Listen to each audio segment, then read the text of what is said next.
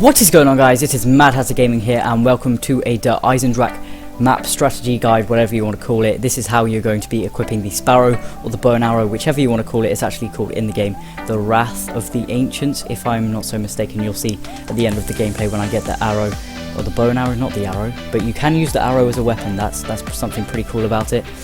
And this is what you have to do. So if you have played Mob of the Dead on Black Ops 2, you will know that you have to feed 3 dogs to feed the dogs a certain amount of zombies to get it to like go into the wall again, and then you have got 3 of them and then you get the Hell's Retriever. Well, this is sort of the same, but you have to feed the dragons 5 to 10 zombies each, one by one. You can't do like kill a train of 10 zombies right in front of this dragon, or it's not going to work. You have to kill each one by one to make sure the dragon is eating each one separately, so it turns into stone and then collapses into the ground. You will know that when the step is completed, because the dragon will breathe a breath of fire across like your area. It won't kill any zombies, so don't get excited that it's going to start protecting you. It's just a sign to show that you have completed that step. There's 3 dragons in total. I think you will have seen in the video yesterday that there was a location there where the dragon is, and that's the location that we are going to be moving on next in a little moment. It should be about 2 seconds.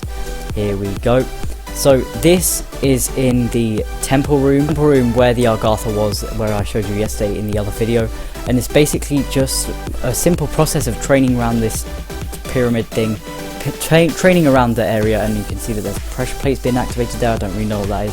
I think it's one of the steps to upgrading the bows, but I could be wrong. I'll find that out for the next video that should come up as a tutorial, which is going to be how you upgrade the bow to either lightning or whatever the process is. And it's pretty much the same process as you did for the other one. Train a group of zombies together, pick them off one by one in front of this dragon, but not too close, otherwise the dragon is not going to be able to eat the zombie, and you will have wasted a zombie when you could have saved it, got points later on, and got the dragon. A simple way completed. Also, guys, I do apologise if my mic is a bit fuzzy for some reason, sort of static in the background. I do apologise about that. I will try and get that fixed in the coming days. So hopefully the music in the background does clear that out, but I can hear it and it's really annoying me, and I'm sure it's going to annoy you, but that shouldn't take away from what this tutorial is. So once you've fed this dragon, once again it will breathe a breath of fire across the room, turn to stone, and then collapse, and then you'll know you've got 2 of them down. Just a side note, you guys can complete this in any order. You can do any dragon in any order you want. It won't change. It's just, I say this is the quickest way, rather than going through the middle and then going all the way back around this way and going under. I just don't see why you'd waste time. I'd go this way. It's much quicker. It costs a total of like 2,500 points, maybe even more. Not too much more to get here than it would to go the other route. So it's not that bad for the points you get back and for the weapon you get back. Now we are moving on to the 3rd and final room dragon. This dragon is located in the courtyard, the 2nd courtyard, which is the biggest courtyard on the map, and this is going into the control room. I'm sure you guys know this way. I will do a map walkthrough of if you guys don't know the routes, but if I'd included the routes in this video, then it just would have made the video about 10 times longer, because it takes quite a while to travel across the map. But it's the same basic strategy of what you had to do for the other 2 dragons. Loop around the room, get a train of zombies, pick them off one by one. If there are slower zombies in the horde, train, whatever you want to call it, then make sure you're picking those guys off close to the dragon, so you're saving points, saving ammo, making sure the dragon is not missing out on any zombies, otherwise you're wasting zombies, and you could get this step done within, I got this done within 5 rounds because it's quite quick, and then when you play solo, it's easier to get it done. If you play co-op, it's probably going to take you till round 10 to complete the dragons, but on solo, you can get this done by round 5, maybe even sooner, but I haven't tested that out. I got it done by round 5, and I still had a few zombies left.